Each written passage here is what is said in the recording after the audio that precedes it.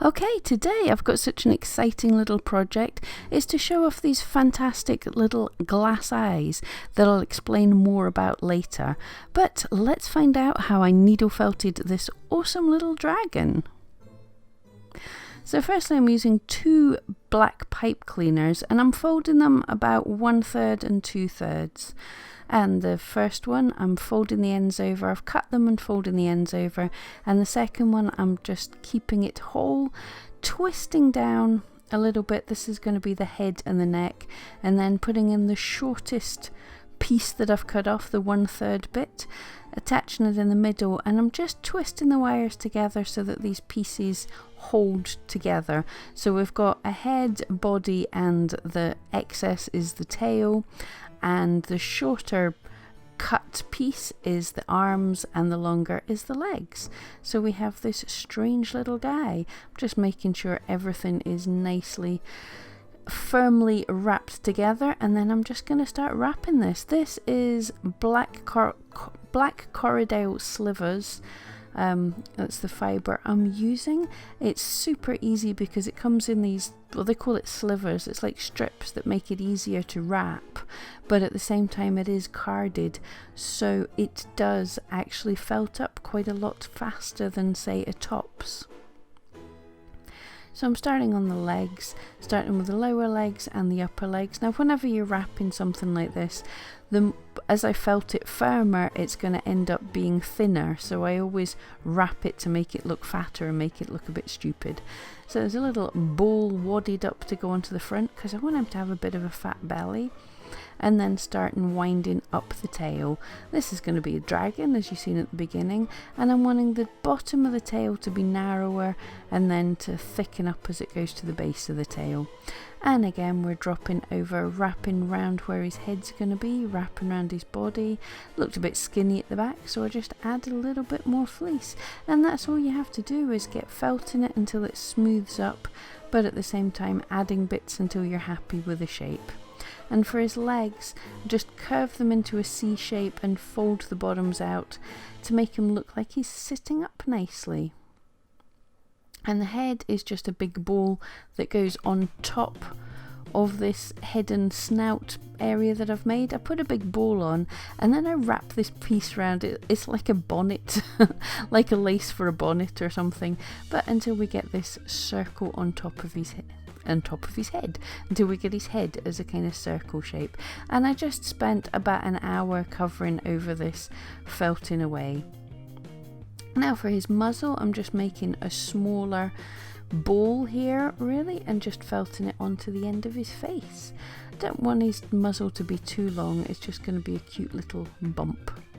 And of course, if I'm going to have a dragon, it's going to have some purple on it, so adding a bit of purple to his belly. And again, I'm just going to go all over this and smooth it out until I'm more happy with it. Now I'm measuring up for his wings. I only want little wings because I think that'll be cuter. And they're just little V shapes, which I'm then going to cover in black fibre and then fill in with a little bit more of this purple.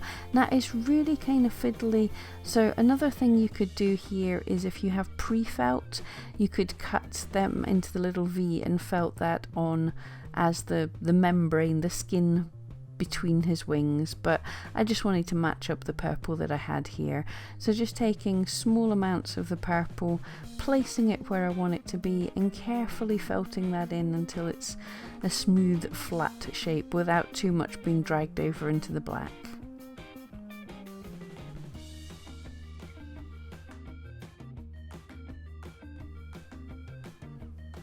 And now we're taking really fine pieces of black, little pinch of black to make a triangle for his ears, and I want a little bit of purple in the middle, so 2 ears and 2 wings.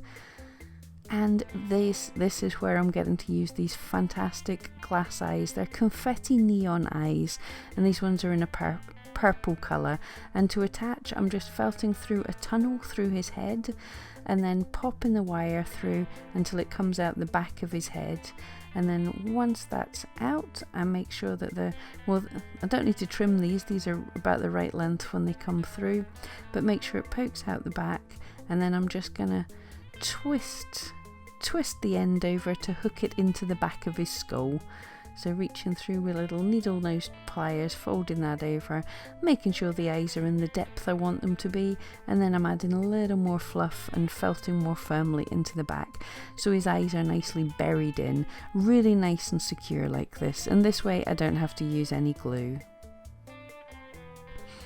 Always I'm spending half an hour going over and extra firming everything up.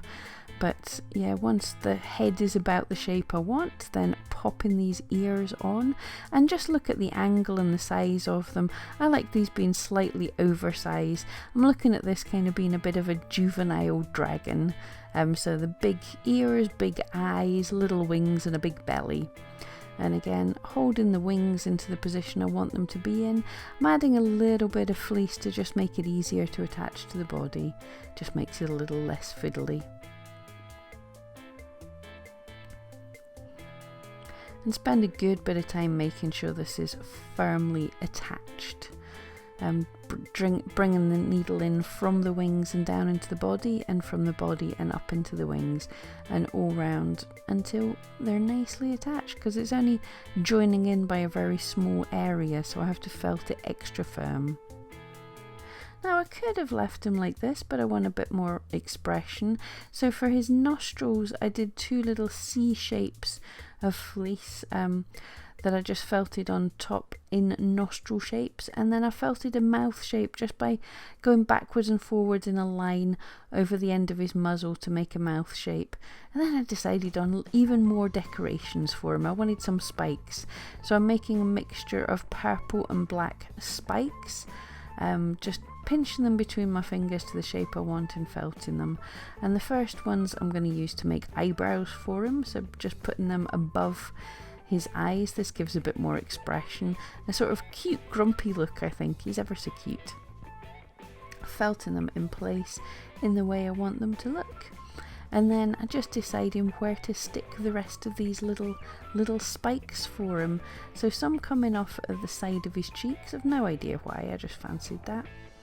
And trying to make it symmetrical, so if I do something on one side I'm going to have to do it on the other. So again, coming out of the side of the cheeks here as well. And then arranging the spikes where I want them across his head and down his back. Just to talk a little bit about these glass eyes, the wonderful people at GlassEyesOnline sent these to me to have a little experiment with, and I have to admit these eyes are gorgeous. There's going to be some more photographs of them later on so you can have a close-up look at them. But it's confetti neon, so they have beautiful bright colours with rainbow confetti pieces inside in this most bright colours. And just for pieces like this, it just gives a magical twinkle to the eye. I've got loads planned, loads of ideas for different mythological creatures I can make, but with the purple one, what else was I going to make but a purple and black dragon? And I think the eyes just really pop. I believe these are the 6 or possibly the 8mm glass eyes. Yeah, these were 8mm glass eyes from the Confetti Neon, which I'll link to down below. They're from GlassEyesOnline. So let me know if you had these eyes, what would you create with them? What beasts spring to mind? Because I'm always going to see a dragon when I see something. So dragons were what I had to have. But let me know, what would you think of for making if you got something like this? And so once I'm happy with the spikes, I'm just felting them all over. If needs be, adding a little bit of fluff to make sure that they're attached firmly. And that's it, your little dragon critter's done. If you make one of these and you want to share with me, don't forget, join in Pam Duthie's Crafty Friends and let me see what you've made. So let's see how this guy turned out. Aren't the eyes just dreamy? That little pop of colour really stands out against the black. I totally love these, and we're just going to have a little more close up at these eyeballs and some others in the range in a moment once we've finished looking at the dragon. So there's the purple and there's our rainbow colours. So thank you so much.